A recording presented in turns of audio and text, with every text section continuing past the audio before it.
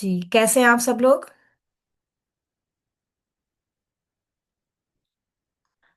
अल्हम्दुलिल्लाह मैम। अल्हम्दुलिल्लाह। अच्छा, लास्ट क्लास में हम लोग पढ़ रहे थे मसाह के बारे में, और हमने पगड़ी पे मसाह के बारे में पढ़ा था। और उसमें हमने ये पढ़ा था इस शर्त के साथ कि अगर पगड़ी इतनी मजबूत बांधी गई है और उसको उतारना और उसको दोबारा बांधना मुश्किल है, तो उस पे मसाह करने की इजाज़त मौजूद है। ठीक है, और इसी पे बात करते हुए हमने अपना टॉपिक स्टार्ट किया था स्कार्फ के हवाले से। ठीक है, क्योंकि बहुत सारी सिस्टर्स को इसमें कन्फ्यूजन थी कि अगर पगड़ी पे मसा करना जायज़ है तो स्कार्फ पे भी क्या जायज़ है।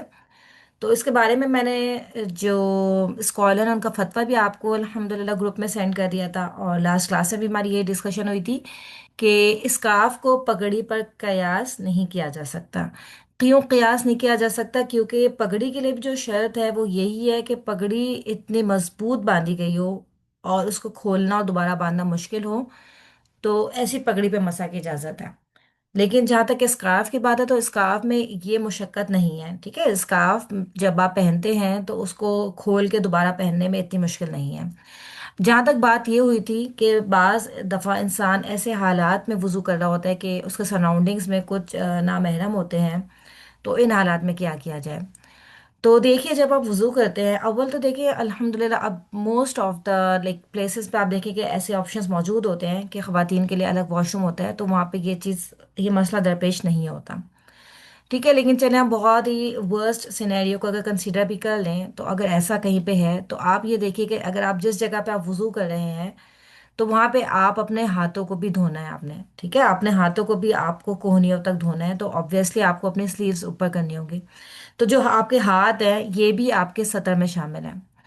ठीक है ना, तो आप उन हाथों को भी तो किसी नामहरम के सामने नहीं खोलेंगे ना, यानी ऑब्वियसली इंसान किसी न किसी ऐसी जगह का जो है वो इख्तियार करेगा, ऐसी जगह को, ऐसी जगह पे जाके वजू करेगा जहाँ पे उसके ऊपर दूसरों की नजर नहीं पड़े।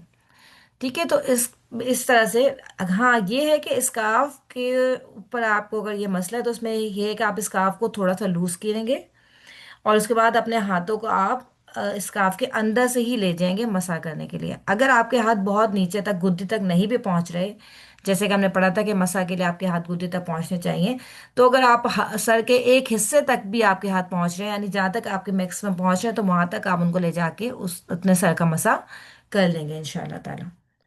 इसके बारे में अगर किसी को कन्फ्यूजन है तो इसको हम पहले डिस्कस कर लेते हैं, फिर हम आगे चलेंगे। अगर आप में से किसी को भी कोई कन्फ्यूजन है तो आप लोग बात कर सकते हैं माइक खोल के।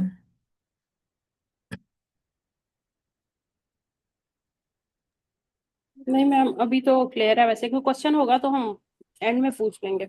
ठीक है, इंशाल्लाह ताला। ठीक है, क्योंकि इसका रीजन यही है, यहाँ पे भी जो हमने शर्त पड़ी थी वो यही थी कि जो पगड़ी है वो बहुत मुश्किल से बांधना, उसको खोलना एक टाइम टेकिंग और एक मुशक्कत वाला काम है, इस वजह से उस पे अल्लाह के रसूल सल्लल्लाहु अलैहि वसल्लम ने इजाजत दी है। ठीक है। अच्छा, अब जो है इसके बारे में मुख्तलिफ दलाइल भी मौजूद हैं जो हम लास्ट क्लास में इसके सब डिस्कस कर चुके हैं अल्हम्दुलिल्लाह। अच्छा, इसके बाद नेक्स्ट पॉइंट है कि वुजू के अंदर जो है जो पाँव हैं उनको धोना। ठीक है, यानी पाँव जो धोने हैं वो आपको पाँव धोना जरूरी है, या पाँव के ऊपर साफ भी किया जा सकता है। حول ولا قوة إلا بالله العلي जी, सिस्टर العظيم। यास्मीन अपना माइक ऑफ कर दीजिए प्लीज।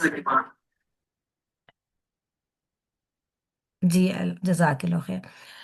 जी। अच्छा, अब इसके बारे में जो राजे कौल है वो यही है कि पाँव धोना जरूरी है, यानी कि वुजू जब आप करें तो आपके लिए पाँव धोना जरूरी है, फर्ज है। ठीक है, लेकिन मुख्तलिफ आरा मौजूद हैं। कुछ लोग ये भी कहते हैं कि फर्ज मसा है, धोना फर्ज नहीं है। कुछ लोग ये भी कहते हैं कि इंसान को इख्तियार है, चाहे कि वो धो ले या चाहे तो वो मसा कर ले।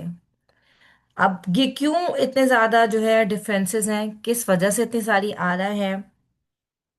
तो जो लोग कहते हैं कि पाँव धोना जरूरी है, यानी कि फर्ज है, वो कुरान की आयत लेते हैं जिसमें क्या है कि व अर्जुलकुम इलल काबैन, के अपने पाँवों को टखनों तक धो लो। और इस आयत के बारे में हमने लास्ट क्लास में भी बात की थी ग्रामेटिकली, कि यहाँ पे जो है ये आपकी हालत नसब है, तो इस वजह से इस पे जो है वो गुस्ल का जो इतलाक होता है।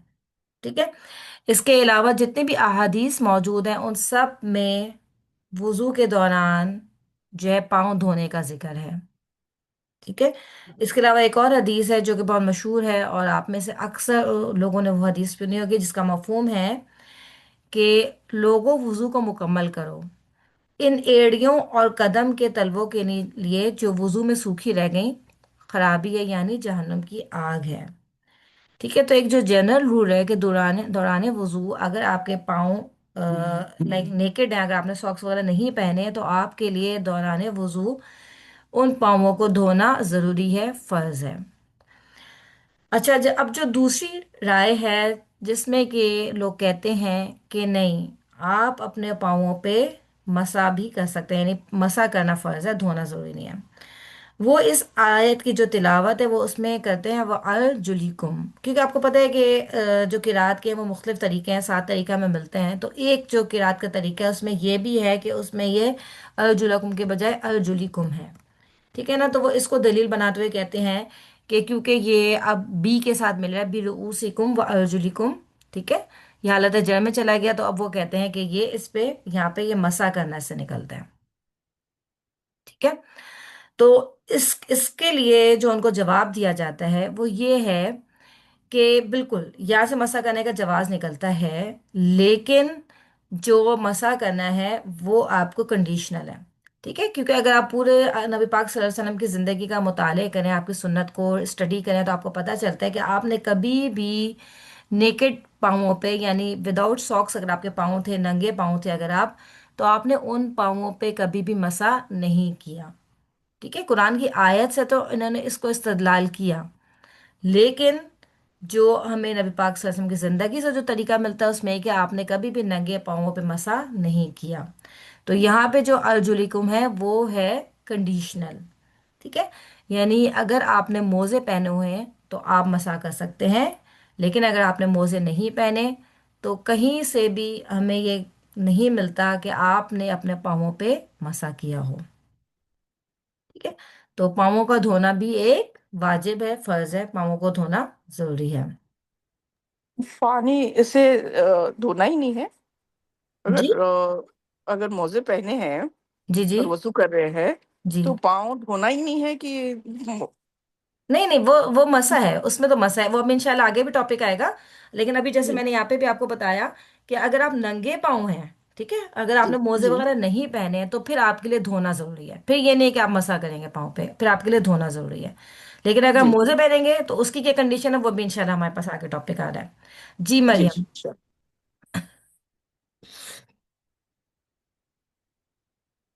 मरियम, आपने हैंड रेस किया हुआ था, कोई अस्सलाम सवाल? वालेकुम। जी जी अच्छा। मैम आपने जैसे मोजे का तो ये हमें क्लियर करें कि मोजे थिक होना लाजमी है या जैसे बारीक भी मोजे होते हैं, तो जी वो जी हम वुजू से जी पहन के और फिर जी यानी कि उसको पहनने से पहले वुजू कर लेते हैं, जी जी बिल्कुल और फिर इस कंडीशन में क्या होगा ये थोड़ा सा वाजे कर दें मोजों का भी ना बिल्कुल कि कैसे होने बिल्कुल। ठीक है, ये अभी टॉपिक आ रहा है, अभी अभी आ रहा है नेक्स्ट। चाहिए। ठीक है, वो यही आएगा, उसमें मैं आपको यही वाजे करूंगी इंशाल्लाह ताला। अभी सिर्फ सबको ये क्लियर हो जाए कि अगर आप नंगे पाँव हैं तो नंगे पाँव पे मसा नहीं किया जा सकता, नंगे पाँव को आपको धोना जरूरी है। ठीक है। मसा सिर्फ कंडीशनल है, अब कौन सी कंडीशन है जिसमें आप मसा कर जी सकते हैं वो हम अभी इंशाल्लाह नहीं आगे। सही। मैम इसमें जैसे अब मसा है आपने भी बताया कि कंडीशनल है, हम्म अगर कहीं चोट वगैरह लगी है हम्म और उस कंडीशन में जैसे कभी ऐसा भी होता है कि हम वुजू से पहले जो है हमें चोट लगी और हमने सनी प्लास्ट लगा लिया, ठीक है, या कोई बैंडेज इस तरह कर ली, तो उस कंडीशन में हमें क्या यही दिन बिल्कुल। मेरी तो शादी का जी, चोट के ऊपर तो आपको आपको पता है कि आपको इजाजत है। ठीक है। यानी अगर ऐसी चोट है जिस पे आपको पता है कि पानी लगने से उसके बढ़ने का अंदेशा है, तो उस पर बिल्कुल आपको मसा की इजाजत है। ठीक है। बारिश है। उस पोश अगर लेट सपोज आपके फिंगर पे ये मसला हुआ है और आपको लगता है कि नहीं, अगर उस पानी लगेगा तो वो खराब हो जाएगी, तो आप उस फिंगर को, उस पोर्शन पे कुछ प्लास्टिक वगैरह रैप कर सके, और बाकी अपने पूरा, ये नहीं कि अगर सिर्फ फिंगर पे मसला तो आप पूरा आप हाथ नहीं धोएं, ऐसा नहीं है। सिर्फ उस पोर्शन पे आप उसको कवर कर लें किसी चीज से, और फिर बाकी अपना वुजू मुकम्मल कर लें। ठीक है। ऐसी चोट जिसको आपको पानी लगने से बढ़ने का अंदेशा है, उसमें बिल्कुल आपको मसा की इजाजत है। जजाकल्ला। वाहियाकुम। मेरे ख्याल से मारिया का माइक ओपन है। मारिया प्लीज, जी जजाकिल्लाह खैर। ठीक है, अब इसके बाद यहां तक तो सबको क्लियर हो गया कि नंगे पाँव पे मसा नहीं किया जा सकता, नंगे पाँवों को धोना जरूरी है। अब वो कौन सी कंडीशन है जिसमें आप अपने पाँव पे मसा कर सकते हैं? वो है खिफैन जो होते हैं, यानी कि आपके मोज़ों का पहनना। अगर आपने मोज़े पहने हुए हैं तो आपको उसे मसा करने की इजाज़त है, वो जायज़ है, मशरू है। और इसके बारे में भी आपको मुख्तलिफ आरा मिलेंगी, क्योंकि कुछ लोग ये कहते हैं कि सिर्फ सफ़र में जायज़ है, हज़र में जायज़ नहीं है। कुछ लोग कहते हैं कि मतलब तौर पे ही जायज़ नहीं है। यानी इमाम मालिक का एक कॉल हमें ये मिलता है, वो कहते हैं कि अगर आपने मोज़े पहने हों, चाहे आप सफ़र में हो चाहे आप हज़र में हो, आपको उनको उतारना ज़रूरी है, उस पर मसा जायज़ नहीं है।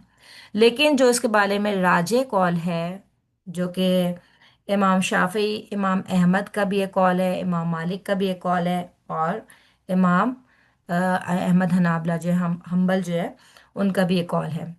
जो हनाबला के जो मजीद फॉलोअर्स हैं इमाम अहमद हम्बल के, उनका भी यहीं से हमें मिलता है। वो ये कहते हैं कि जो सॉक्स अगर आपने पहने हों तो उसके ऊपर आप मसा कर सकते हैं।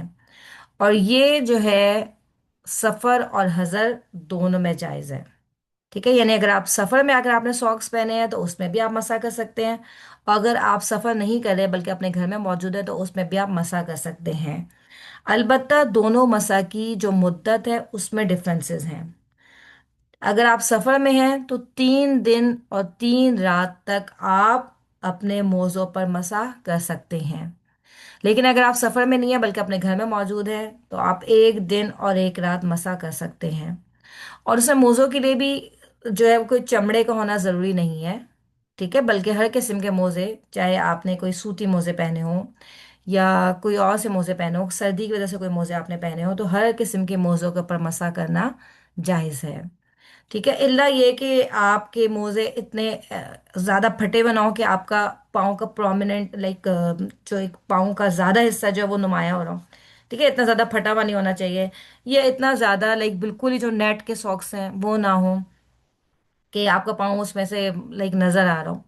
ठीक है, लेकिन अगर आपका ऐसा सॉक्स है जिससे आपके पाँव को कवर किया हुआ है तो उन पे आपको मसा करने की इजाजत है, सफर में भी और हजर में भी। ठीक है, सफर में 3 दिन और 3 रात आप मसा कर सकते हैं, और हजर में आप 1 दिन और 1 रात मसा कर सकते हैं। अब इसमें मुख्तलिफ आरा मौजूद है, लेकिन मैंने आपको सिर्फ राजे कॉल के बारे में बताया है। ठीक है, अब जो मुख्तलिफ आरे हैं उन सबके अपने अपने दलाइल हैं।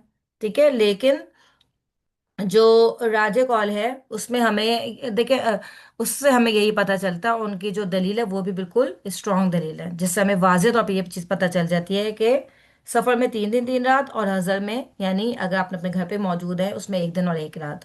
और इसमें भी क्यों, ये ज़रूरी नहीं है कि आपको कोई बहुत बड़ी बीमारी हो या कुछ हो। अगर आपने सिर्फ सर्दी की वजह से भी मोज़े पहने हुए हैं तो भी आप उन पे मसा कर सकते हैं। ठीक है,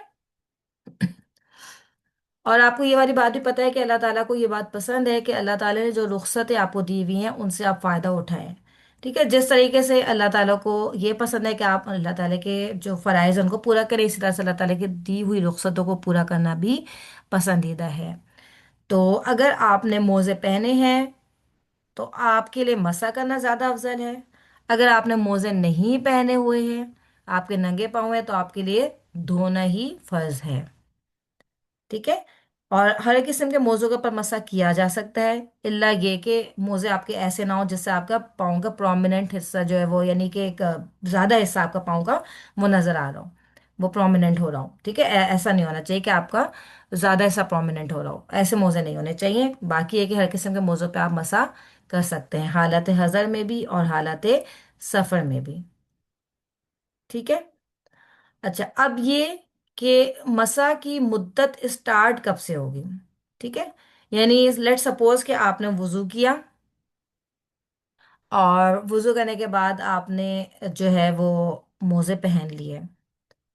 अब आपका क्या वहीं से स्टार्ट हो जाएगी मसा की मुद्दत, या कब से स्टार्ट होगी? इसके बारे में मुख्तलिफ अकवाल हैं, लेकिन जो राजे कौल है उसके मुताबिक ये है कि जब आपने पहला मसा किया, वहीं से आपकी मसा की मुद्दत स्टार्ट होगी। लेट सपोज आपने सुबह फजर के टाइम पे वुजू किया, ठीक है, और वुजू करने के बाद आपने सॉक्स पहन लिए। उसके बाद आपका दिन में 8-9 बजे आपका वुजू टूट गया, ठीक है, लेकिन आपने दोबारा वुजू नहीं किया उस वक्त। आपको वुजू टूटा, लेकिन आपने तकरीबन 11-12 बजे आपने दोबारा से वुजू किया और अपने पाँव पे मसा कर लिया। अब ये जो 11-12 बजे, या 11 बजे हम एक टाइम ले लेते हैं, चले 11 बजे जो आपने अपने पाँव पे मसा किया है, यहीं से आपकी मसा की मुद्दत स्टार्ट होगी। अगर आप हालत हज़र में हैं यानी अपने घर पे मौजूद हैं, तो आप नेक्स्ट डे 11 बजे तक अपने पाँव पे मसा कर सकते हैं, इल्ला ये कि आपने बीच में सॉक्स नहीं उतारे हो। ठीक है, मसा करने की शर्त यही कि आपने सॉक्स नहीं उतारे। अगर आपने सॉक्स, कभी भी सॉक्स आपने बीच में उतार दिए, तो आपकी मसा की जो कंडीशन है वो खत्म हो जाएगी। अच्छा, उसके बाद ये है, इसी तरह से अगर आप सफर में हैं, तो आप 3 दिन 3 रात आप उसी टाइम से लेके आप मसा कर सकते हैं। ठीक है मैम ये दोबारा क्लियर कीजिएगा। जी। इसमें यह है कि मसा की मुद्दत स्टार्ट कब से होगी। क्या आपने वुजू किया जब से स्टार्ट होगी, या जिस वक्त आपका वुजू टूटा उस वक्त से स्टार्ट होगी, या जिस वक्त आपने अपने पाँव पे मसा किया पहली दफा उससे स्टार्ट होगी। ठीक है, 3 मुख्तलिफ औकात है ना। तो इसमें यह है कि जब आपने पहली दफा वुजू किया, लेट सपोज आपने सुबह फजर के टाइम पे वुजू किया, आपने नमाज वगैरह पढ़ी, कुरान पढ़ा, उसके बाद आपका 8 बजे सुबह वुजू टूट गया, ठीक है, लेकिन आपने सॉक्स नहीं उतारे। वुजू करने के बाद आपने सॉक्स पहन लिए थे और आपने सॉक्स नहीं उतारे, आपने सॉक्स पहने हुए हैं। अब ये जो सॉक्स हैं आपने अपनी पाकी की हालत में पहने हैं। अब लेकिन बीच में आपका वुजू टूट गया 8 बजे, लेकिन अब आपने सॉक्स नहीं उतारे, ना ही आपने 8 बजे वुजू किया। आपने वुजू किया सुबह 11 बजे, लेकिन आपने सॉक्स नहीं उतारे। ठीक है, सॉक्स आपने कहीं पे भी नहीं उतारे इस पूरी जो मुद्दत गुजरी है। अब 11 बजे जब आपने दोबारा वुजू किया, तो आपने अपने सॉक्स के ऊपर मसाह कर लिया। अब ये जो मसा की मुद्दत है ये इस वक्त से स्टार्ट होगी जब आपने अपने सॉक्स पे पहला मसा किया है। अब नेक्स्ट डे आप 11 बजे तक आप इन सॉक्स के ऊपर मसा कर सकते हैं। ठीक है, एक तो वो कंडीशन थी ना कि आपने 8 बजे क्योंकि वुजू करके पहना था, तो शायद क्या दूसरे दिन 8 बजे तक आप कर सकते हैं मसा, या 11 बजे तक कर सकते हैं, या फजर के टाइम तक कर सकते हैं। तो इसमें यह कि जब आपने पहली दफा मसा किया ना अपने सॉक्स के ऊपर, तो वहीं से आपकी मुद्दत स्टार्ट होगी, और नेक्स्ट डे आप उसी टाइम तक अपने पाँवों पे मसा कर सकते हैं। अब क्लियर हो गया आपको? जी मैम, एग्जैक्टली। वही है कि अगर कोई कंफ्यूजन है तो बिल्कुल आप लोग बीच में पूछ सकते हैं, कोई ऐसी बात नहीं है। ठीक है, यानी वुजू की जो मुद्दत है उसका शुमार आप अपने पहले मसा से करेंगे। ठीक है, मसा की मुद्दत का शुमार आप अपने पहले मसा से करेंगे, ये वाली बात है। अच्छा, अब मसा आपने करना कहाँ है, लाइक आपने सॉक्स पहने हुए हैं, ठीक है, अब सॉक्स के ऊपर आप कहाँ पे मसा करेंगे? सॉक्स से ऊपर करेंगे, सॉक्स से नीचे करेंगे, या बस आपने एक उंगली लगा ली तो ये आपका मसा काफी हो गया? तो इसके बारे में भी मुख्तलिफ आरा मौजूद हैं। जो राजे कौल है वो यही है कि जो मोजे का जो अक्सर हिस्सा है ना, यानी लेट सपोज कम से कम 50% या उससे ज्यादा, ठीक है, 50% से तकरीबन ज्यादा हिस्से पे आपको मसा करना चाहिए, और पाँव के ऊपरी हिस्से पे आप मसा करेंगे। यानी जो आपका सॉक्स पहने हुए हैं, तो सॉक्स का जो ऊपर वाला पोर्शन है जो आपको अपेयर हो रहा होता है सामने, उसके ऊपर आप मसा करेंगे। ठीक है, अब इसमें अगर आप देखें लॉजिकली, अगर आप देखें तो इंसान को ये फील होता है कि नीचे वाला हिस्सा ज्यादा गंदा है ना, क्योंकि आप सॉक्स पहन के आप चल फिर भी रहे हैं इधर उधर, तो आपको फील होगा कि नीचे वाला ज्यादा हिस्सा जो है वो गंदा है, तो मुझे उसके ऊपर मसा करना चाहिए। लेकिन जो इस्लाम है वो सिर्फ लॉजिक्स की बेस पे नहीं है। ठीक है, इस्लाम का अल्लाह ने अपने ही अहकामात दिए हुए हैं, और बाज़ दफ़ा कुछ अहकामात ऐसे हैं जिनके हमें लॉजिक समझ में आ जाती है, लेकिन बाज़ दफ़ा कुछ अहकामात ऐसे हैं जिनकी हमें लॉजिक समझ में नहीं आती। और इसी वजह से आप देखें कि ये जो फिलोसफर्स लोग थे वो इसलिए ज़्यादा गुमराह हुए, क्योंकि वो हर चीज़ को जो है ना अपनी लॉजिक के लिहाज से उसको परखते थे। यानी कोई भी इस्लाम का हुक्म है उसको वो लेते थे लॉजिक के लिहाज से, अगर उनको लॉजिक मिल जाती तो वो उसको मान लेते थे, और जब लॉजिक नहीं मिलती थी तो वो उसको छोड़ दिया करते थे। और इस वजह से आप देखें जो हमारे जो दीन में इतनी फिरकावारियत आ गई, इतने ज़्यादा जो हमारे फिरके बन गए, कदरिया, जबरिया, ये सारे ये इसी वजह से बने हैं कि इन्होंने इस्लाम के अहकामात में अपनी साइंस और अपनी लॉजिक लगाने की कोशिश की है। आप ये देखेंगे, आप लॉजिक को तलाश करें तो आप ये देखें कि हज हज का एक अमल है। हज कितना, कितनी बड़ी इबादत है, ये कितनी बड़ी इबादत है। और इंसान कितना अपना पैसा लगा के और वक्त लगा के सिर्फ अल्लाह की इबादत के लिए हज करने के लिए जाता है। लेकिन वहां पे क्या हुक्म है कि आप जब दौरान हज जब आप जाते हैं अरफात के मैदान में या मुजदलफा में या मिना में, मुख्तलिफ जगहों पे अल्लाह ताला ने आपको क्या कहा, आप दो नमाजों को जमा करके पढ़ें। यानी वहां पे जमा करके पढ़ना जरूरी है। फिर क्या, आप अरफात के मैदान में मगरिब की नमाज नहीं पढ़ें, बल्कि वहां से आप मगरिब का टाइम हो जाए लेकिन स्टिल आप मगरिब की नमाज नहीं पढ़ेंगे बल्कि वहां से निकल जाएंगे। अगर आप इन अहकामात में अपनी लॉजिक लगाने लग जाएं, अपनी साइंस लगाने लग जाएं, तो शायद हमारे लिए हज करना मुश्किल हो जाए। कि भाई हम तो आए सिर्फ इबादत के लिए हैं और हम छोटी नमाज पढ़ें, मिलाकर नमाज पढ़ें। नमाज का वक्त आप ये देखें कि पूरी जिंदगी में आपको कभी इस बात की इजाजत नहीं है कि नमाज का वक्त हो जाए और आप उस वक्त को निकाल कर नमाज पढ़ें। यानी आपको मजबूरी में तो आप ये कर सकते हैं, लेकिन हुक्म कहीं पे भी नहीं है ना पूरी जिंदगी में कि आप भाई नहीं, नमाज का वक्त हो जाए आपने नमाज नहीं पढ़नी बल्कि बाद में पढ़नी है। ठीक है, लेकिन ये कि ठीक है आपको, हाँ, बहालत मजबूरी आपको इजाजत है। लेकिन हज में क्या है, आप हालांकि गए सिर्फ अल्लाह की इबादत के लिए, बट क्या कि आपने वो नमाज नहीं पढ़नी, वो बाद में पढ़नी है। तो कुछ अहकामात ऐसे हैं जहाँ पे आपकी लॉजिक नहीं लगती, तो हर हुक्म में हमें लॉजिक नहीं हम तलाश कर सकते, और अगर हम बहुत ज्यादा इस चीज में जाएंगे ना तो हम पे गुमराह हो जाएंगे। तो वही वाली बात है कि समेना व अताना, कि बस हमने सुना और अल्लाह ताला की अताअत की, अल्लाह के रसूल सल्लल्लाहु अलैहि वसल्लम की अताअत की। जो हमने सुन लिया, जो हम तक पहुंच गया, हमें उसको एज इट इज लेना है। इसी तरह से आप ये देखें कि मौज़ों पे मसा करने की भी बात है, कि अगर आप अपने लॉजिक से मौज़ों पे मसा करेंगे तो फिर तो आप पाँव के नीचे हिस्से पे मसा करेंगे क्योंकि आपको फील होगा कि वो हिस्सा गंदा है। लेकिन हमें जो हुक्म मिलता है, जो हमें सुन्नत तरीका मिलता है, वो क्या है कि आप मौज़ों के ऊपर वाले हिस्से पे मसा करेंगे, और वो भी इतना कि कम से कम आपका 50% से ज़्यादा वो मोज़े पे आप अपना हाथ फेरेंगे गीला करके। ठीक है, यहाँ तक सबको क्लियर हो गया? अगर किसी को भी कोई कंफ्यूजन है तो आप अभी पूछ सकते हैं।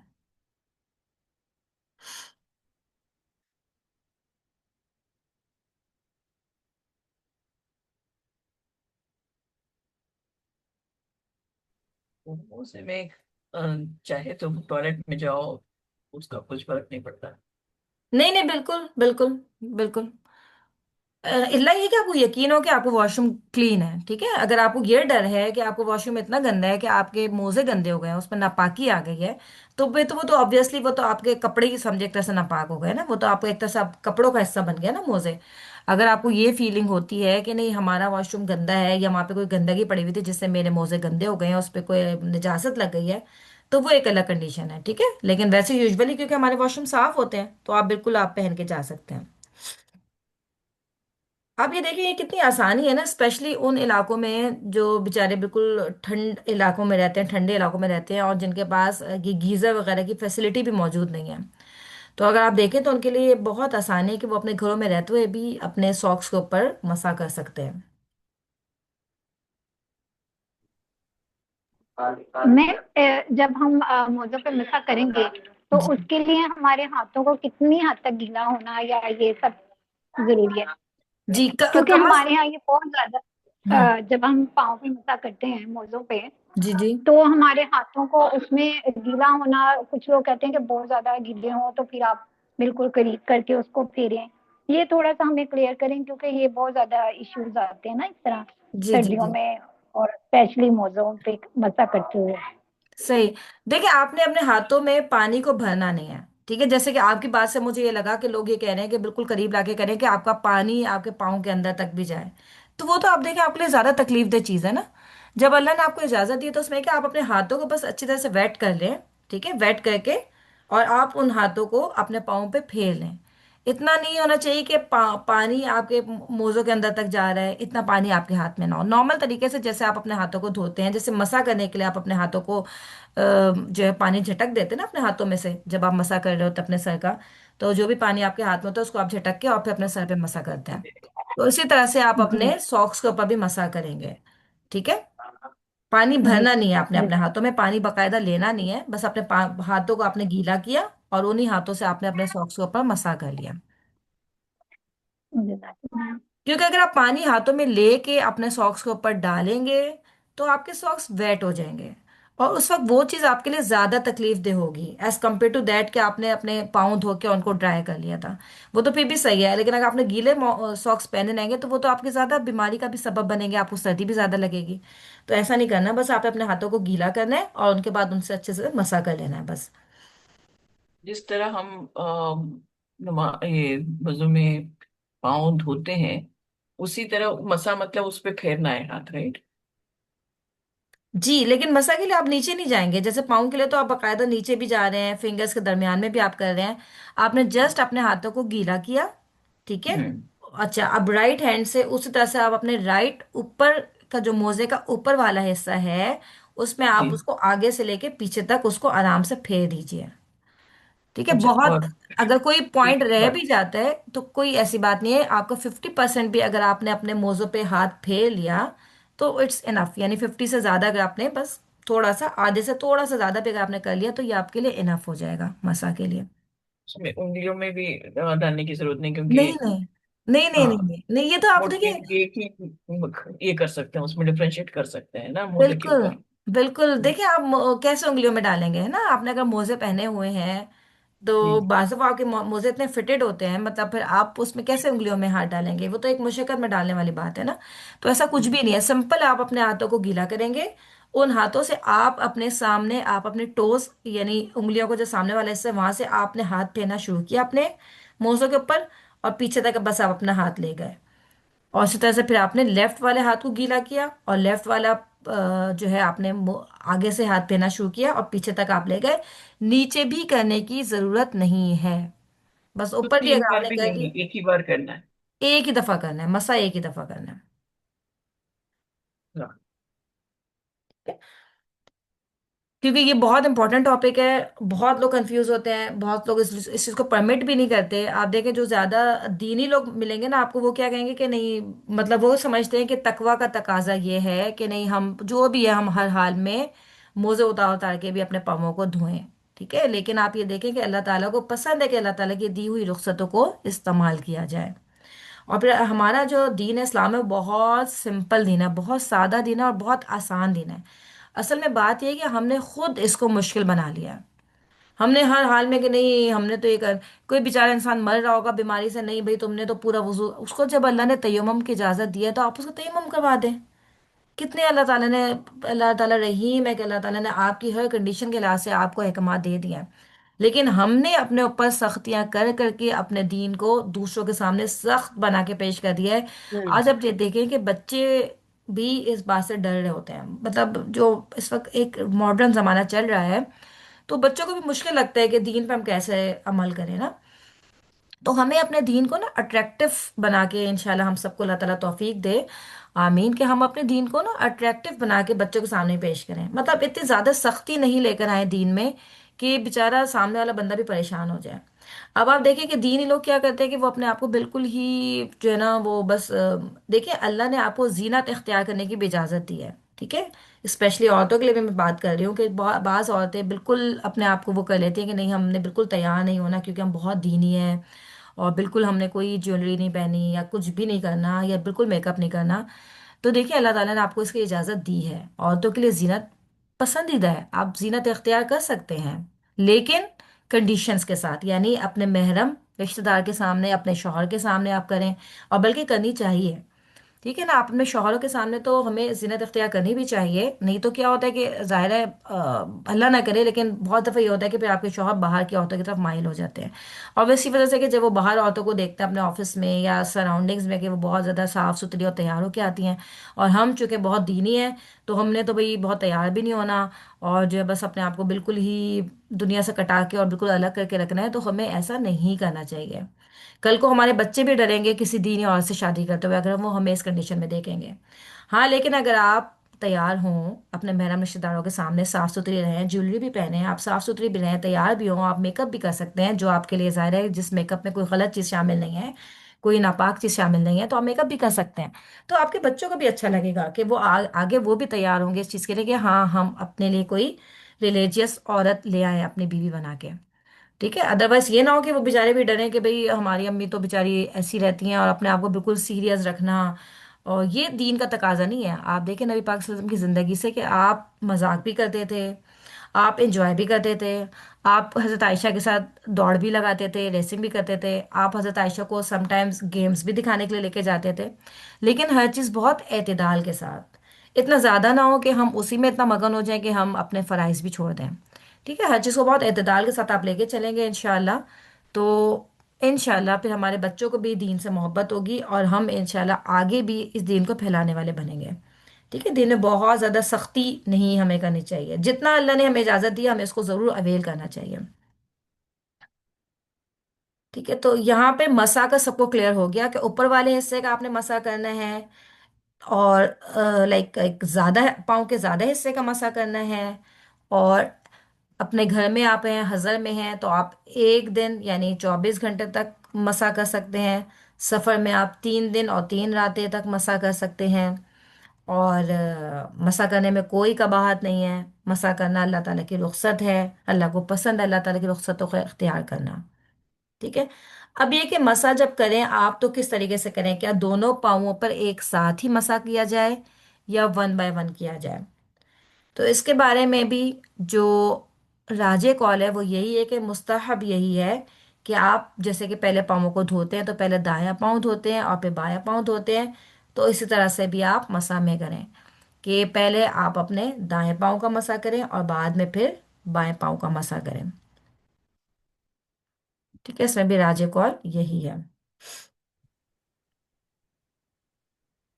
यहाँ तक किसी को कोई भी कंफ्यूजन नहीं है, अल्हम्दुलिल्लाह। मैम इसके लिए फिर दोनों दफा हमें हाथों को धोना होगा, यानी कि पहले राइट साइड फिर लेफ्ट साइड जी, मसा करते हुए। जी मसा का तो आप लेफ्ट हैंड से लेफ्ट उसको धोएंगे पाँव को, मसा करेंगे, और राइट हैंड से राइट हैंड पाँव का जो है मसा कर लेंगे।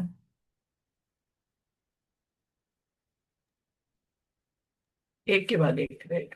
ठीक है, पहले आप अपना राइट राइट हैंड धोएंगे।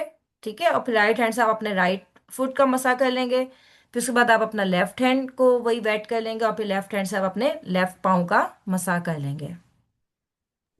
मैम इसमें एक और क्वेश्चन था मेरा कि जैसे ये आजकल हाफ सॉक्स जो आ रही हैं वो मुश्किल हमारी एड़ियां छुपाती है ना, क्या तो चीज आ रही ऐसे है? इस हाफ सॉक्स जो हमारी आ रही हैं बिल्कुल हाफ जी सॉक्स जो होती हैं, जी जी जी जी जी जी, नहीं नहीं नहीं नहीं नहीं। ये थोड़ा सा नहीं, फिर इसके लिए ये आपके जो, नहीं आपके ये एंकल्स जो होते हैं ना इनको कवर अप होना चाहिए पूरा। ठीक है, जी जी एंकल्स आपके कवर होने चाहिए फिर। जी बात है। अगर आपके मैम एंकल, क्योंकि अक्सर अक्सर ऐसे होता है ना कि हमें नहीं, जैसे नॉर्मल अभी विंटर जो स्टार्ट होते हैं थोड़ा सा ज्यादा हुए तो हम अभी हाफ सॉक्स पे ही होते हैं ना, तो इसलिए मैं क्लियर करना चाह रही हूँ कि बाजू का ऐसा होता है कि हमने हाफ सॉक्स पहने होते हैं लेकिन वो पाँव क्योंकि ठंडे हो रहे हैं तो इस वजह से हम उस पे भी अक्सर मसा कर कर लेते हैं, तो ये भी हमें जरा क्लियर कर देना हम सबको। देखें अगर आपके एंकल्स कवर्ड हैं, ठीक है, यानी आपका पूरा पाँव कवर्ड है, आपकी आगे टोस से लेकर आपके पीछे एड़ी कवर है, एंकल्स कवर्ड है, तो वो तो आपका मोजा शुमार होगा। ठीक है, जैसे कि अभी हमने ऊपर भी बात की थी, अगर आपका मोजा इतना ज्यादा फटा हुआ है या इतना ज्यादा वो ट्रांसपेरेंट है जो जिसमें आपका आधा से आधा पाँव भी नजर आ रहा है, तो उस पे भी मसा नहीं है। ठीक है, यानी अगर आपका काफी पाँव का हिस्सा नजर आ रहा है मोजे के अंदर से किसी भी वजह से, चाहे वो छोटा है, चाहे वो फटा हुआ है, चाहे वो बहुत नेट का है, तो फिर उस पे आप मसा नहीं करेंगे। मसा करने के लिए जो है मोजा वो प्रॉपर हो, लाइक आपकी जो उंगलियों से लेकर आपकी एंकल्स को कवर कर रहा हो। ठीक है, अब देखिए हाफ सॉक्स भी जो होते हैं यूजुअली वो आपके एंकल्स को तो कवर कर रहे होते हैं। हाँ, लेकिन हो सकता है कोई छोटे सॉक्स हों जो कि आपकी जिससे एड़ियां कवर नहीं हो रही हैं, तो फिर उस पर आप मसा नहीं करेंगे, उसमें फिर आपको पाँव को धोना ही पड़ेगा। लेकिन अगर आपकी एड़ियां, आपके एंकल्स, ये सब चीजें कवर हो रही हैं, तो फिर आप उस पर मसा कर सकते हैं। जजाकल्ला मैम। वही आकी। ठीक है, तो यहाँ तक सबको क्लियर हो गया।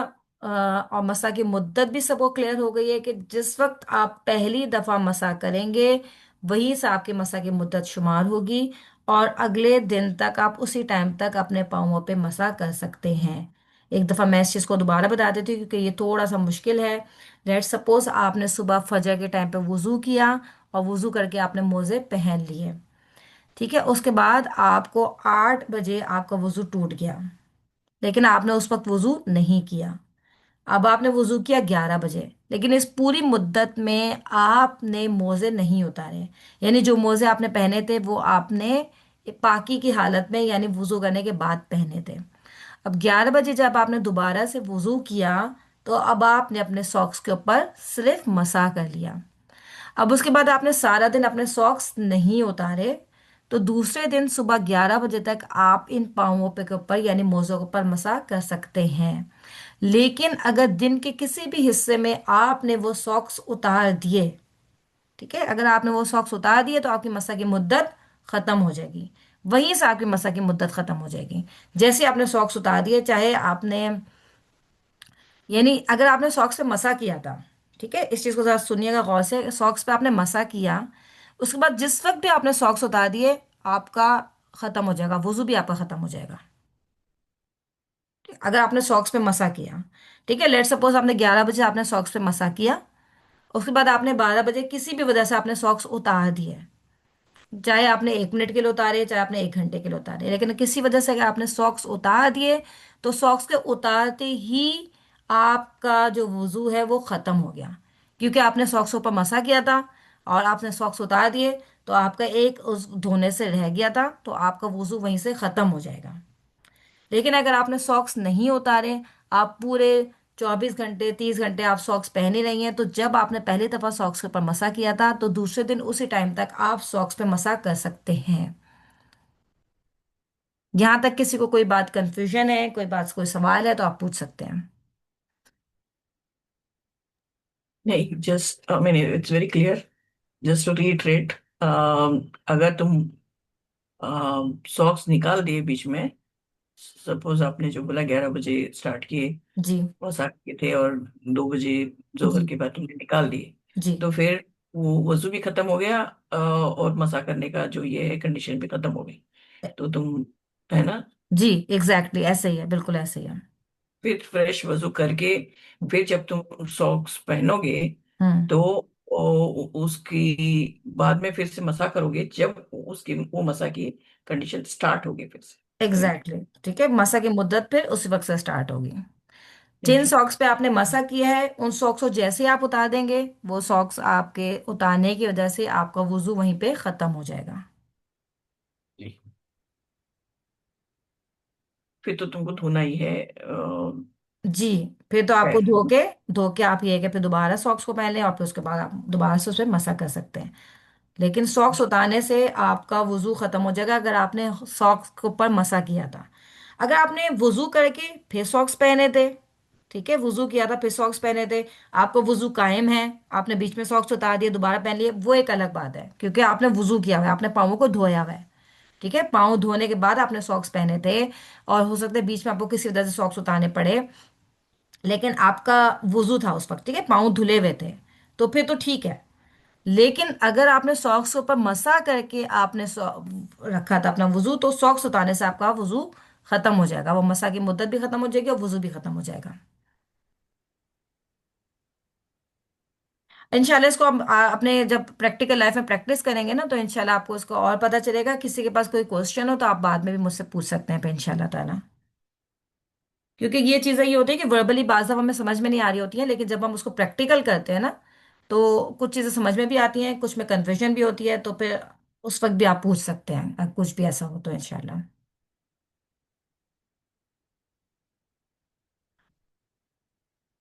ठीक है। अच्छा, इसके बाद है कि वुजू में जो तरतीब है वो ज़रूरी है या वो हम छोड़ भी सकते हैं, तो इसके बारे में भी मुख्तलिफ आ रहे हैं। एक कॉल हमें ये मिलता है जो कि हनफिया का और मालिकिया का कॉल है, वो ये कहते हैं कि तरतीब जो है वो सिर्फ सुन्नत है, कि अगर इस तरह से हम अमल करेंगे, सुन्नत के मुताबिक तरतीब करेंगे तो फिर तो हमें सवाब मिलेगा, और अगर हम नहीं भी करते तो भी कोई मसला नहीं है, आपका वुजू हो जाएगा। ठीक है, क्योंकि वो ये कहते हैं कि जब कुरान में जो आयत है आयत वुजू, उसमें वाव वाव वाव का मतलब होता है और, उसमें तरतीब नहीं है, बल्कि वो कहते हैं कि वाव का मतलब होता है और। तो कहते हैं कि और जो है वो, और तो सिर्फ दो चीजों को जमा करने के लिए होता है। जैसे कि वाक़ीमुस्सलाता व आतुज़्ज़का, इसमें कोई तरतीब तो नहीं है, आपको बस ये एक हुक्म है कि नमाज कायम करो और ज़कात अदा करो। इस तरह से वो कहते हैं कि इसमें अल्लाह ताला ने सिर्फ हमें हुक्म दिया है कि जब तुम नमाज के लिए उठो तो अपने मुंह और कोहनियों को, हाँ, और अपने मुंह और हाथों को कोहनियों तक धो लो, अपने सरों पर मसा कर लो। मतलब वो ये कहते हैं कि इसमें सिर्फ और की बात है, सुम्मा का लफ्ज नहीं है, तो उसमें तरतीब नहीं ज़रूरी। ठीक है। लेकिन जो दूसरा कॉल हमें मिलता है, जो कि इमाम इब्न हज़म का है, शाफिया का है, हनाबला का है, इमाम शौकानी का है, इमाम भूपाली का है, वो ये क्या कहते हैं कि वुजू करने में जो तरतीब है वो फ़र्ज है। अगर आपने इस तरतीब से वुजू किया तो ही आपका वुजू होगा, वरना आपका वुजू नहीं होगा। और जो वो दलील देते हैं, वो क्या देते हैं कि जो नबी पाक सल्लल्लाहु अलैहि वसल्लम की ज़िंदगी है उसमें भी हमें हमेशा आपको इसी तरतीब से वुजू करते हुए देखा गया है। ठीक है, आपने कभी ये नहीं किया कि आगे पीछे आज़ा को धो लिया हो, आपने जो तरतीब हमें यहाँ पे पता चलती है वहीं से उसी तरह से आपने फॉलो किया है। दूसरी बात यह है कि जो कुरान की आयत है इसमें तो वाव का लफ्ज़ है, लेकिन जो हदीस से हमें मिलता है, जो हदीस के अल्फाज है, उसमें फिर सुम्मा का लफ्ज़ आता है। और सुम्मा जो है वो आपको पता है कि वो फिर यानी कि उर्दू में अगर आप उसको तर्जुमा करें तो वो फिर के मीनिंग से होते हैं। और इसमें एक तरतीब होती है कि जैसे कि मैं बात करूं कि अहमद कमरे में आया, फिर वो बैठा, फिर उसने खाना खाया। तो इसका मतलब है कि ये एक तरतीब चल रही है कि अहमद पहले कमरे में आया था, उसके बाद वो बैठा था, और उसके बाद उसने खाना खाया था। ठीक है ना। तो इसी तरह से जो हमें हदीस में जो अल्फाज मिलते हैं उसमें भी सुम्मा का लफ्ज है, यानी फिर। और नबी पाक सल्लल्लाहु अलैहि वसल्लम की जिंदगी से भी हमें हमेशा वुजू में यही तरतीब मिली है। कभी ये नहीं हुआ कि आपने आगे पीछे कोई किया हो। तो इसलिए वुजू में जो है वो तरतीब रखना जरूरी है। इसके बाद हमारा नेक्स्ट टॉपिक है, ये भी बड़ा इंपॉर्टेंट टॉपिक है, मवालात, यानी किसी चीज को पै दर पे करना, तसलसल के साथ करना। इसमें यह है कि क्या वुजू में जब आपने आज़ाद होते हैं, एक एक चीज़, अपने हाथ, फिर अपने माउथ को रिंस करना, फिर अपनी नोज को क्लीन करना, और ये सारा जो कुछ आप करते हैं, क्या इसको एक तसलसल में करना ज़रूरी है, या बीच में आप गैप भी दे सकते हैं? यानी ऐसा हुआ कि आप वुजू कर रहे थे, आपने आधा वुजू कर लिया, मुंह आपने धो लिया, उसके बाद आप कहीं चले गए, उसके बाद आप 1 घंटे के बाद आते हैं और अपने बाकी के हाथ धो लेते हैं और मसा कर लेते हैं, पाँव कर लेते हैं। तो क्या ये चीज़ जायज़ है, या आपके लिए तसलसल ज़रूरी है? इसमें भी मुख्तलिफ अकवाल हैं। पहला कॉल क्या है कि ये सिर्फ एक सुन्नत है, यानी तसलसल जो है सुन्नत है, और ये हनफी और शाफिया का कॉल है। एक और जो कॉल है वो ये कहते हैं कि मतलकन आपके ऊपर मवालात वाजिब है, ये हनाबला का कॉल है। और जो तीसरा कॉल है जो कि राजे कॉल है, वो ये है कि मवालात जब इंसान को याद हो तो वो वाजिब है, शर्त है। और अगर भूल गया या कोई इमरजेंसी हो गई या कोई ओज़ुर आ गया तो वक्फे वक्फे के बाद वो वहीं से दोबारा कर सकता है। ये मवा, मालिकिया और इब्ने तैमिया का कॉल है। और मवालात। जी, मवालात का मतलब क्या है? जी, मवालात का मतलब होता है कि किसी चीज़ को कंटिन्यूअसली करना।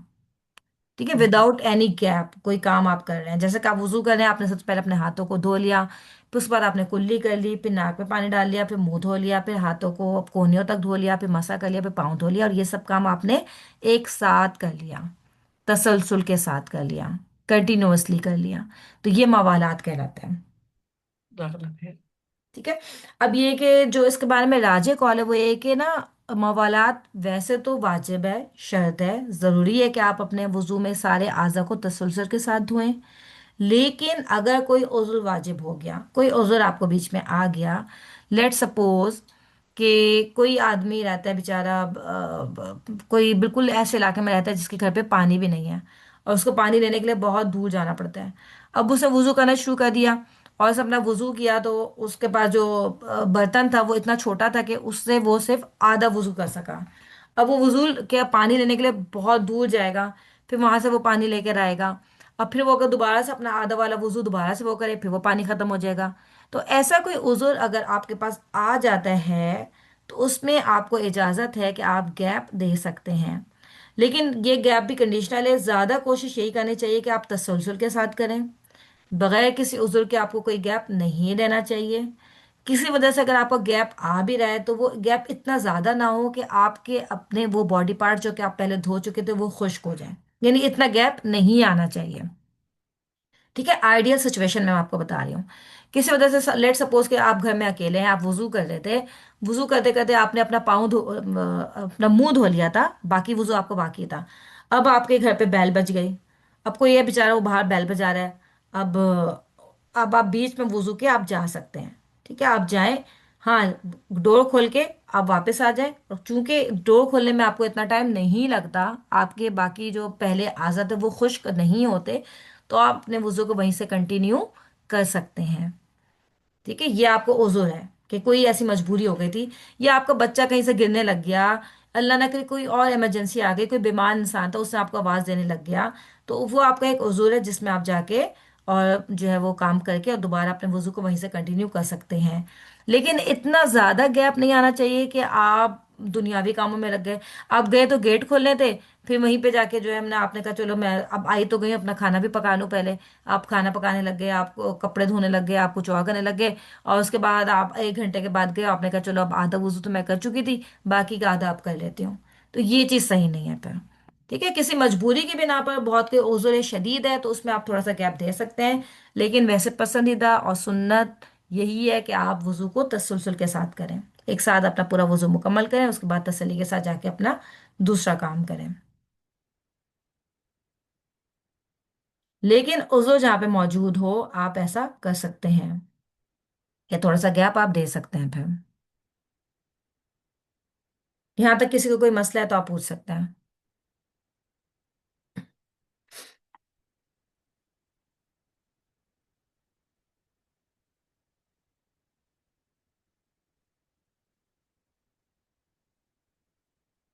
ठीक है, लेकिन कोशिश यही करनी चाहिए कि पहले वाले जो आज़ा हैं वो आपके खुश्क ना हो। ठीक है, यानी अगर किसी से आप जा भी रहे हैं तो पहले वाला आज़ा खुश्क ना हो। लेकिन वही वाली बात, अगर उज़्र शदीद है कि किसी के पास पानी है ही नहीं, अब वो बेचारा कुएं तक जा रहा है वापस आ रहा है, तो हो सकता है उसके आज़ा खुश्क हो जाए, तो उसमें फिर आपको इजाज़त है उज़्र शदीद में। ठीक है, लेकिन नॉर्मल जो कंडीशंस है उसमें आपको तसलसल के साथ वजू करना चाहिए। बीच में अगर थोड़ा बहुत इतना गैप आ जाए कि आपने कोई इमरजेंसी गेट खोलना पड़ गया या बच्चे को उठाना पड़ गया, उसमें आपको इजाजत है कि आप इतना गैप दे सकते हैं। अब इसके बाद है कि वुजू में आज़ा को धोना, यानी कितनी दफा अपने आज़ा को धोना चाहिए, 1 दफा, 2 दफा, 3 दफा, 4 दफा, 5 दफा, कितने दफा आपने अपने आज़ा को धोना चाहिए। तो इसमें यह है कि एक एक दफा धोना जो है वो फर्ज है। ठीक है, जब आप वुजू कर रहे हैं तो अपने तमाम आज़ा को एक एक दफा धोना फर्ज है। दो दो दफा धोना भी जायज है। ठीक है, ये भी हमें सुन्नत से मिलता है कि नबी पाक सल्लल्लाहु अलैहि वसल्लम ने कभी कभी अपने आज़ा को दो दो दफा भी धोया था। ठीक है, लेकिन ये एक एक दफा से ज्यादा अफजल है। और 3 3 मरतबा धोना मुस्तहब है, यानी पहले और दूसरे से ज्यादा अफजल क्या है कि आप 3 3 मरतबा धोएं। लेकिन 3 3 मरतबा धोना बहुत कोई फर्ज नहीं है। अगर लेट सपोज कि कई ऐसी कंडीशंस है कि आपके पास पानी की कमी है, या आप देख रहे हैं कि पीछे एक लंबी लाइन लगी हुई है, जैसे स्पेशली ड्यूरिंग हज क्या होता है, जब आप मिना के मैदान में होते हैं तो वहां पे जो मीना के मैदान में जो वॉशरूम्स होते हैं वो ज़ाहिर कंबाइंड होते हैं, बहुत सारे खैमों के लिए एक एक वॉशरूम होता है, उसमें एक लंबी लाइन लगी होती है और लोग बहुत टाइम लगा के वजू कर रहे होते हैं। तो ऐसे हालात में जहां अल्लाह ने आपको इजाज़त दी है तो आप कोशिश ये करें कि एक एक दफ़ा भी अगर आप अपने बॉडी पार्ट्स को धो लें, वजू के पार्ट्स को धो लें, तो भी आपका जो फ़र्ज़ है वो पूरा हो जाएगा। हाँ, अगर आप समझते हैं कोई पीछे लाइन नहीं है, टाइम है आपके पास, तो आप करें, अच्छी बात है। लेकिन सिर्फ इस वजह से बहुत ज़्यादा लोगों को इंतज़ार करवाना, और हो सकता है इसकी वजह से किसी बेचारे की नमाज भी छूट जाए, क्योंकि ज़ाहिर लाइन बहुत लंबी होती है, एक एक इंसान अगर इतना इतना टाइम लगाएगा तो हो सकता है जो बेचारे पीछे वाले लोग हैं उनकी नमाज भी रह जाए। ठीक है, तो इस उसमें आपको जो है सबका देखिए, ये कुछ चीज़ें ना आप इंसान अपने अपने आप से भी फतवा ले रहा होता है ना, अपने आप से भी कुछ चीज़ें अपने हालात सराउंडिंग्स के देख के और फिर उसके लिहाज से वहाँ पे फैसला कर रहा होता है। और अल्लाह ने जो रुख्सतें दी हैं वो दी ही आपको इसीलिए हैं। रुख्सत ज़ाहिर आप हर वक्त तो नहीं यूज़ कर रहे होते ना, वो कंडीशनली होती हैं। तो हमें इस चीज़ों का ख्याल रखना चाहिए कि कहाँ पे हमें जो है वो किस चीज़ को अडॉप्ट करना है। ठीक है ना, तो आप एक मैम एक। जी। जैसे हम सफर में होते हैं तो उसमें भी वेटिंग एरिया में वो एक फिक्स होता है कि इतना पानी नहीं होता, तो उसमें भी हमें एहतियात से यूज करना बिल्कुल चाहिए ना। ऐसा ही है, बिल्कुल ऐसा ही है, बिल्कुल ऐसा ही है। बाज दफा सफर में आपको अपनी सिर्फ पानी की बोतल से भी वुजू करना पड़ता है, तो उसमें भी आपको इजाजत है। आप एक एक दफा, बस एक एक दफा आप धोएं तो इतने एहतमाम से धोएं कि आप वो कोई जो है ना चीज खुश्क ना रह जाए, कोई आपका हिस्सा ड्राई ना रह जाए, बस हर चीज आपकी धुलनी जरूर चाहिए। लेकिन ये कि इसकी आपको इजाजत है कि आप एक एक दफा भी धो सकते हैं। मुस्तहब है, सुन्नत है 3 दफा धोना, लेकिन एक एक दफा भी आप धो सकते हैं, आपको इजाजत है। लेकिन 3 दफा से धोने की इजाजत नहीं है। 3 दफा से ज्यादा धोने से मना फरमाया है। और उसको नबी पाक सल्लल्लाहु अलैहि वसल्लम ने फिर मजीद गुल्फ का है कि ये पे आप जो है ज्यादा इसमें बढ़ा चढ़ा के उस अमल को कर रहे हैं, तो ये चीज आपको पता है कि पसंदीदा नहीं है। जितना हमें अल्लाह के रसूल ने दे दिया हमें उतना ही लेना है, उससे मजीद आगे जो है वो नहीं जाना। इस तरह से ही अब आपको मुकम्मल वुजू पता चल गया कि सबसे पहले आप जो है वो पाकीज़ा पानी का एहतमाम करेंगे, उसके बाद नियत आप करेंगे। नियत के कोई अल्फाज नहीं है, बल्कि आप अपने दिल में नियत करेंगे। ठीक है, अगर आपकी नियत नहीं है तो फिर आपका ये लाइक लेट सपोज आप ऐसी बारिश में जाके खड़े हो गए, आपकी कोई नियत नहीं थी वुजू की, बारिश में जाके आप खड़े हो गए, उधर जाके आपने जो है वो उसके बाद वापस आके आप कहते हैं कि भाई मैं तो वुजू हो गया, मैं तो बारिश में नहा के आ गया। तो ऐसा इसके लिए आपकी नियत, दिल का इरादा जरूरी है। ठीक है, दिल में आपका इरादा हो कि हाँ भाई मैं वुजू कर रहा हूँ, और उसके बाद आप जो भी वुजू के अरकान हैं उनको पूरा पूरा करें। फिर इस तरह से जिस बर्तन में आप वुजू करेंगे, जिस बर्तन के पानी से, उसमें हाथ डालने से पहले अपने हाथों को आप अपने रिस्ट तक अच्छे तरीके से धो लेंगे, अपनी कलाइयों तक उनको अच्छे तरीके से धो लेंगे। और फिर उसके बाद आप ज़्यादा जो पसंदीदा तरीका है वो यही है कि आप एक ही दफ़ा पानी लेंगे, उससे से कुल्ली भी करेंगे और नाक में भी पानी डालेंगे। लेकिन अगर आपको ये काम मुश्किल लगता है तो आप अलग अलग भी कर सकते हैं। लेकिन जब आप कुल्ली करेंगे तो आप अच्छे तरीके से जो है वो पूरे के पूरे अपने मुंह में पानी को घुमाएंगे और अपने मुंह की गंदगियों को उससे निकालेंगे। उसके बाद जब आप नाक में पानी डालेंगे तो उसमें भी आपका यही तरीका होगा कि आप जब नाक में पानी डालें तो ज़्यादा जो पसंदीदा तरीका यही है कि आप उस सांस को ऊपर खींचेंगे, पानी आपके अंदर तक जाना चाहिए थोड़ा सा, और उसके बाद फिर आप अपनी नाक को अच्छे से क्लीन करके और अंदर से पानी को वापस झाड़ेंगे। उसके बाद अपने आप दोनों हाथों से पानी लेके अपना पूरा का पूरा मुंह अच्छी तरीके से धोएंगे। और मुंह के बारे में हमारी बात भी हुई थी कि आपके जो जहाँ से पेशानी के बाल स्टार्ट होते हैं वहां से लेके आपकी जो चिन है उसके नीचे तक, और एक कान से लेके दूसरे कान तक, ये पूरा आपका कंप्लीट फेस है, ये अच्छे तरीके से धुलना चाहिए। फिर उसके बाद आप जो दायां हाथ है वो आप अच्छे तरीके से जो है वो धोएंगे। और फिर उसके बाद लेफ्ट हैंड आप अच्छे तरीके से धोएंगे। और फिर इस तरह से उसके बाद आप अपने हाथों में पानी लेंगे, और उस पानी को हल्का सा ही होगा, उसको छिड़क के, और उसके बाद आप अपने सर का मसा करेंगे। सर के मसा के लिए आप पूरे गुद्दी तक जाएंगे, गर्दन का मसा इसमें शामिल नहीं है। सिर्फ गुद्दी तक, यानी जहाँ से गर्दन स्टार्ट हो रही है वहां तक करेंगे। वापस अपने हाथों को लेकर आएंगे और उसके बाद उन्हीं ही हाथों से आप कानों का मसा करेंगे। कानों के लिए अलग पानी लेना मशरू नहीं है, उसी ही पानी से आप अपने कानों का भी मसा कर लेंगे। और उसके बाद आप अपने पाँवों को, यानी सबसे पहले अपने राइट फुट को अच्छे तरीके से धोएंगे, अपनी जो उंगलियां उनके बीच में भी खलाल करेंगे, और उसके बाद अपने लेफ्ट पाँव को धोएंगे। तो इंशाल्लाह आपका वुजू इस तरीके से एक मुकम्मल वुजू हो जाएगा। ये 3 बार धोने का नहीं है ना, कहीं पे भी लिखा हुआ?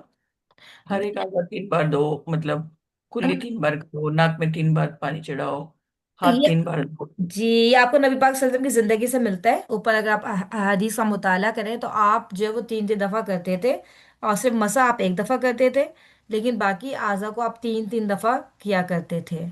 ठीक है, लेकिन ये है कि वही बात है कि एक दफा करने की इजाजत है, 3 दफा करना मुस्तहब है। लेकिन नबी पाक सल्लल्लाहु अलैहि वसल्लम की जिंदगी से हमें तीनों चीजें मिलती हैं। कभी कभी आपने एक दफा भी धोया, 2 दफा भी धोया, लेकिन जो आपका मामूल था, जो आप यूजुअली क्या करते थे, वो 3 दफा किया करते थे। तो हमें भी फिर यूजुअली हमें 3 दफा ही करना चाहिए, हमारा मामूल 3 दफा का होना चाहिए। लेकिन बहालत मजबूरी हम उसको 1 और 2 दफा पे भी इक्तफा कर सकते हैं। अस्सलाम वालेकुम। वालेकुम अस्सलाम रहमतुल्लाहि व बरकातुहू। बाजी मैंने पूछना था, जब पाँव का तो उसमें एक बार जब करेंगे तो नहीं उसमें हम पानी कैसे डाल। यमुना आपकी आवाज चली गई थी, दोबारा सब रिपीट कीजिए। मैं ये कह रही थी कि जब हमने पाँव पर पानी डालना है तो जब एक बार 3 बार में तो ऐसे डालेंगे ना कि हाथ में पानी डाल के पैर पे डाल दिया, लेकिन अगर हमने एक बार ही करना है तो उसका क्या तरीका है? क्योंकि जी एक बार हाथ से तो पूरे पाँव पे उसको कवर होगा पानी। जी जी। लाइक लेट सपोज आप ये कहना चाह रहे हैं कि जब हम टैप के नीचे अपना पाँव ले जाके करते हैं। जी बिल्कुल। जी जी, उसमें भी यही है कि आपको ना फीलिंग हो जाती है कि आप लाइक अगर आपने टैप के नीचे भी पाँव रखा हुआ है ना, तो आप जब उसको धोएंगे ना तो आपको फील हो जाएगा कि वो पानी आपका 3 दफा चला गया आपके पाँव पे ना। ठीक है, उसका आप एक हल्का सा आप ख्याल रख लें कि एक दफा आपने उसके टैप के नीचे पाँव रखा और आपने उसको अच्छे तरीके से जो है वो धो लिया। ठीक है, और आप चाहें तो हल्का सा पीछे करके फिर आप दोबारा टैप के नीचे करके रख लें। और अगर आप नहीं भी करते हैं, आपको जब आपका पाँव टैप के नीचे है तो आपको उस पर इतना इनफ पानी आ रहा है कि वो 3 दफा के लिए काफी हो जाता है फिर ना। ठीक है।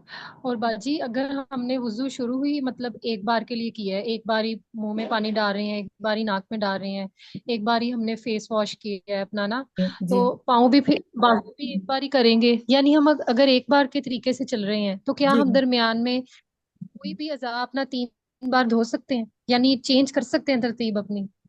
बिल्कुल, अगर आपको फील हो रहा है ना, लेट सपोज आपको आपने अपना हाथ धो लिया लेकिन आपको फील हुआ कि नहीं मेरा तो हाथ कोई हिस्सा खुश्क रह गया, तो आप उसको दोबारा धो सकते हैं, दूसरी दफा भी आप धो सकते हैं। सम टाइम ऐसे होता है, मुंह में तो पानी डाल लेते हैं, कुल्ली कर लेते हैं या नाक में डाल लेते हैं, लेकिन जब बाजू की बारी आती है ना, तो हम्म। उसमें फिर तरतीब मेरी खत्म हो जाती है, मैं 2 से 3 बार कर लेती हूँ, तो मुझे बहुत कंफ्यूजन थी कि तरतीब बिल्कुल चेंज हो जाती है, पता नहीं वुजू एक ही मेथड से करना चाहिए, यानी एक बार से या 3 बार से, बस ये मुझे कंफ्यूजन। नहीं, इसमें आप कर सकते हैं बिल्कुल। इसमें देखें, भूल पे तो वैसे भी, निसियान पे तो वैसे भी पकड़ नहीं है। अगर आपको इस बात की तसल्ली है कि आपने एक दफा भी अगर अपना हाथ धोया है लेकिन वो इतना अच्छे तरीके से आपका धुल गया है कि आपके एल्बोज वगैरह सब गीले हो गई हैं, कोई हिस्सा खुश्क नहीं है, तो और आपको याद नहीं आ रहा कि मैंने एक दफा धोया है कि 2 दफा कि 3 दफा, तो कोई मसला नहीं है। अगर आपका हाथ अच्छे से धुल गया है तो इट्स इनफ, आपका वुजू इंशाल्लाह ताला मुकम्मल हो जाएगा। सही क्योंकि है। ये तो भूल रही है ना आपको याद नहीं रह रहा, आप तरतीब आपने रखी थी 3 की लेकिन अब हाथ धोते धोते क्योंकि आपका हाथ टैप के नीचे है तो आपको आइडिया नहीं हो पा रहा, या आपका पाँव टैप के नीचे है, तो आपको आइडिया नहीं हो पा रहा कि आप 2 दफा धो रही हैं कि 3 दफा धो रही हैं। तो उसमें कोई, इसमें इतनी पकड़ नहीं है, इसमें इंशाल्लाह आपका वुजू मुकम्मल हो जाएगा। और अगर बाजी एक बार भी शुरू करें तो फिर बाद में हम अपनी तरतीब चेंज कर सकते हैं, इसमें भी कोई नहीं है हर्ज। जी, इसमें भी कोई नहीं। देखिए, जब इंसान वैसे एक दफा के इरादे से करेगा तो एक दफा ही कर रहा होता है, लेकिन अगर आपको फील होता है कि नहीं, आप अगर आपको एक दफा करने का इरादा था तो आप एक ही दफा करेंगे, उसको रिपीट आप क्यों करेंगे जब आपको ये कन्फ्यूजन होगी कि मेरा ये हिस्सा धुलने से रह गया है, तो आप कर सकते हैं। ठीक है, क्योंकि आपको इजाजत है। ठीक है बाजी। हाँ, इंसान कंफ्यूजन होगी जाहिर है, अगर आपको, तो आप उसमें कंफ्यूजन में तो नहीं रहेंगे। हमेशा ये आप देखिएगा, आपको इसके बारे में आप नमाज में भी जब इंशाल्लाह हम पढ़ेंगे तो हमेशा होता है कि अपने आप को जो है वो कंफ्यूजन की हालत से निकाल के हमें एक सेटिस्फेक्शन वाली हालत में लेके आना होता है। आप रकातों में भी देखें, अगर 3 रकात और 4 रकात में आपको डाउट है तो आप उसे 3 कंसिडर करते हुए 1 रकात एक्स्ट्रा पढ़ लेते हैं। अगर आपको अपने हाथों को धोने में डाउट है कि आपको लगता है कि नहीं मेरे हाथ का यह हिस्सा नहीं धुला, तो आप उसको अच्छे तरीके से धो सकते हैं दोबारा। तो इंशाल्लाह ताला जहाँ पे निसियान आ जाता है वहां पे पकड़ नहीं है। तो अल्हम्दुलिल्लाह अस्सलाम जनाब, वालेकुम। हमारी क्लास का टाइम भी मेरे ख्याल से ख़त्म हो रहा है, तो हम इसको आगे का जो टॉपिक है इंशाल्लाह अपनी नेक्स्ट क्लास से स्टार्ट करेंगे। आपका इंशाल्लाह नेक्स्ट टीचर जब आ जाएंगी, नेक्स्ट टीचर क्लास में मौजूद है। जी वो है।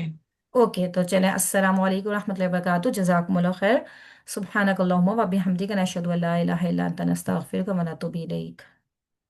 वालेकुम अस्सलाम रहमतुल्लाहि व वालेकुम बरकातहू। बाकी आप लोग कोई सवाल हो अस्सलाम। तो आप लोग ग्रुप में भी मुझसे पूछ सकते हैं, पर्सनल में भी पूछ सकते हैं, आपके पास मेरा नंबर होगा।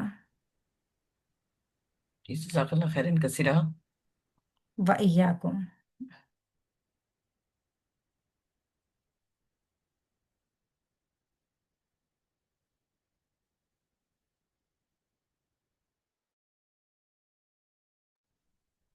अस्सलाम वालेकुम वरहमतुल्लाह। वालेकुम अस्सलाम रहमतुल्लाहि व बरकातहू। वालेकुम अस्सलाम व रहमतुल्लाह। चलिए, आवाज क्लियर आ रही है मेरी सबको? जी आ रही है जी मैम। अल्हम्दुलिल्लाह। चलिए अल्हम्दुलिल्लाह। अच्छा।